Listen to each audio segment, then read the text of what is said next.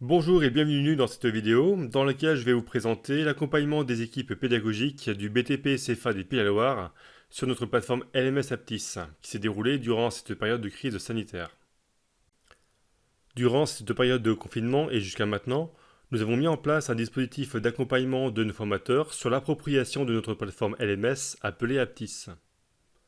Au-delà de cette formation, l'objectif était de donner à nos équipes pédagogiques l'opportunité d'assurer une continuité pédagogique avec leurs apprenants, puisque je vous le rappelle, depuis le LMS, lorsque le parcours est diffusé aux apprenants, le formateur peut récupérer le tracking et donc s'assurer de l'assiduité de ses apprenants, en récoltant le score, l'avancement et les réponses détaillées aux questions.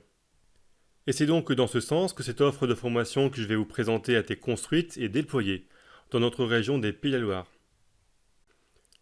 Nous avons réussi à mobiliser 87 formateurs de notre région depuis le 30 mars 2020 à maintenant, sur ce dispositif qui est composé de 2 ateliers et d'un retour d'expérience dont voici l'organisation. Nous avons proposé un premier atelier qui s'intitule S'approprier la plateforme d'apprentissage Aptis sous la forme d'une classe virtuelle d'une durée de 1h15.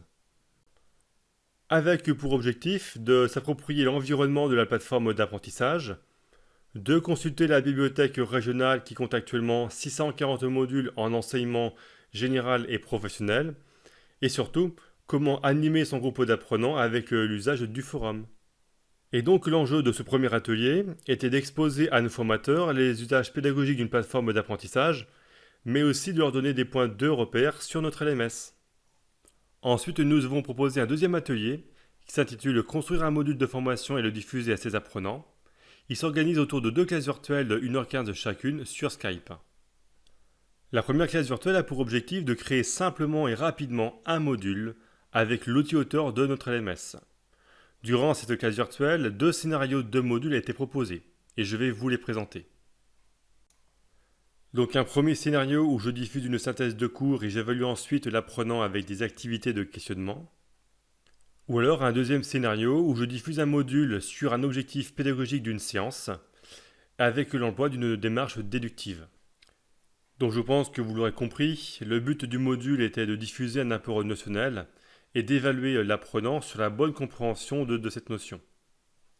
Puis ensuite, nous avons une dernière et deuxième classe virtuelle qui a pour objectif d'intégrer le module créé précédemment dans un parcours et le diffuser à ses apprenants au travers d'une session de formation. Et bien évidemment, nous abordons le suivi pédagogique au travers de l'extraction des résultats et des statistiques. Suite à ces différents ateliers, nous avons demandé à nos formateurs qu'ils nous fassent un retour d'expérience, car il était important pour nous de connaître leur avis sur ce cursus de formation, s'ils étaient capables d'extraire les statistiques de leur session, et surtout, leur projection sur l'usage d'une plateforme d'apprentissage dans le cadre de leur activité de formateur. Nous arrivons maintenant à la conclusion de ce retour d'expérience. Cette situation singulière que nous avons vécue a été un véritable accélérateur pour notre phase d'acculturation à la formation multimodale. Car en effet, sur cette période, nous avons pu former 87 collaborateurs de notre région. De plus, pour nos équipes, c'est une meilleure perception des usages pédagogiques d'une plateforme d'apprentissage.